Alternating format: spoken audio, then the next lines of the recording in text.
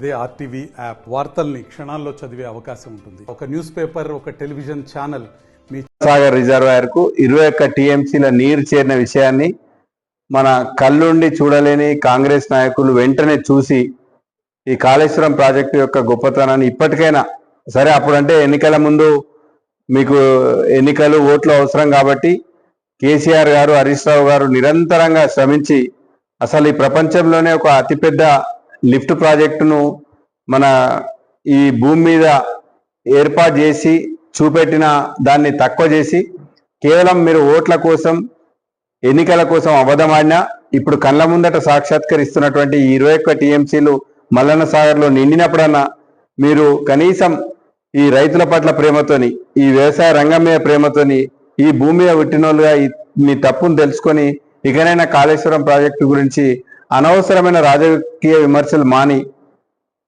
ఆ ప్రాజెక్టు యొక్క గొప్పతనాన్ని ఇప్పటికైనా ఒప్పుకోవాల్సిందిగా ఈ కాంగ్రెస్ కళ్ళుండి చూడలేని కబోదులైనటువంటి ఈ కాంగ్రెస్ పార్టీ నాయకులను మా పార్టీ పక్షాన కోరుతున్నాం. చాలా సందర్భాలలో కేసీఆర్ గారు కావచ్చు, హరీష్ రావు గారు ఈ కాళేశ్వరం ప్రాజెక్టుకి సంబంధించి అన్ని విషయాలు స్పష్టంగా తెలియజేసారు. ఇది ఇంజనీరింగ్ అద్భుతమని, దీనికి సంబంధించి బీబీసీ లాంటి సంస్థలు కూడా ఒక అద్భుతమైన డాక్యుమెంటరీ రూపంలో ఒక నమ్మదగిన ప్రపంచ స్థాయి సంస్థలు కూడా వీటి గొప్పతనాన్ని గుర్తించినాయి. కానీ ఈ కాంగ్రెస్ నాయకులకు మాత్రం ప్రాజెక్టు యొక్క గొప్పతనం అర్థం కాకపోవడం చాలా శోచనీయం. ఇది కాళేశ్వరం ప్రాజెక్టు అంటే ఒక దగ్గర పగుళ్ళు ఏర్పడ్డాయని వాళ్ళు ఆరోపిస్తున్నటువంటి మేడిగడ్డ ఒక్కటే బారేజ్ కాదు.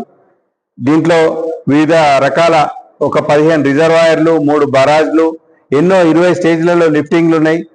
కేవలం సొరంగాల పొడవులే కొన్ని కిలోమీటర్లు ఉన్నాయి.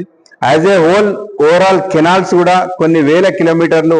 దీనంతా కూడా ఈ ఇంజనీరింగ్ అద్భుతాన్ని ఈ తెలంగాణ ప్రజల కోసం అప్పుడు మనం ఉద్యమంలో చెప్పినాం, నీళ్లు నిధులు నియామకాలే మా ట్యాగ్ లైన్ అన్నారు. ఈ ఒకటి ఎల్లంపల్లి నుంచి మనం గోదావరి నీళ్ళకి వస్తే ఎల్లంపల్లి నుంచి డైరెక్ట్ గా మిడ్మాడకు, మిడ్మాడ నుంచి అనంతగిరి, అందరికి నుంచి రకరకాల నీళ్లు వచ్చినాయి. నీళ్లు మనం వర్షాలు ఇక్కడ పడకుండా గోదావరి తాగినప్పుడు మనం కింది నుంచి చేవెళ్ళ నుంచి ప్రాణిక చేవెళ్ళ నుంచి వచ్చే నీళ్ళను మనం మేడిగడ్డ, అన్నారం, సునీలా కట్టుకుని అక్కడ లిఫ్ట్ చేసుకోవాలి.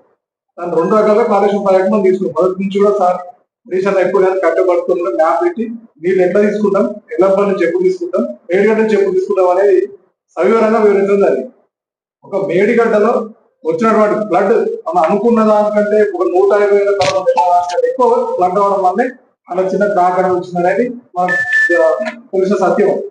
సో దాన్ని మనం సాగ్గా చూపించి కాళేశ్వరంలో పూర్తిగా అన్యాయం జరిగింది, లేకుంటే దాంట్లో 1,00,000 కోట్ల అవినీతి జరిగిన టైంలో మాట్లాడి ఓట్లు ఇచ్చుకున్నటువంటి కాంగ్రెస్ లో ఉత్తమ్ కుమార్ రెడ్డి గారు గత ప్రభుత్వం బీజేపీ 2వ ప్రభుత్వంలో పార్లమెంట్ లో క్వశ్చన్ వేసిన దీని మీద అవినీతి జరిగిందని వేస్తే పార్లమెంట్ లో ఇట్లా ఎలాంటి అవినీతి జరగని లోకసభలో చెప్పినటువంటి మాట ఇచ్చారు. వాక్యం పూర్తిగా కాళేశ్వరం బ్రహ్మాండంగా జరిగింది, దానిలో ఎలాంటి అవినీతి కానీ ఎలాంటి ఇది కానీ జరగలేదు. దానివల్ల తెలంగాణ ప్రజలకు ఎంతో సమకూరుతుందనేది వాళ్ళే ఎక్కువ వ్యక్తంగా చెప్పారు. సో దీన్ని కాంగ్రెస్ పదే చెప్పుకుంటూ సరే అబద్ధాలు చెప్పే ప్రభుత్వం వచ్చినా ఇకనైనా అన్న చెప్పినట్టుగా కన్ను తెరిచి మల్లన సాగర్ వచ్చినాయి, మన కుండపోచమ వచ్చినాయి, దాని ద్వారా హైదరాబాద్ తాగలేకపోతుంది. ఇకనైనా మేలుకొని అలాంటి మాట ప్రజలకు క్షమాపణ చెప్పి ఇంకొకసారి కాళేశ్వరం ప్రాజెక్టు తప్పుడు ఆరోపణ చేయడం డిమాండ్ చేస్తారు.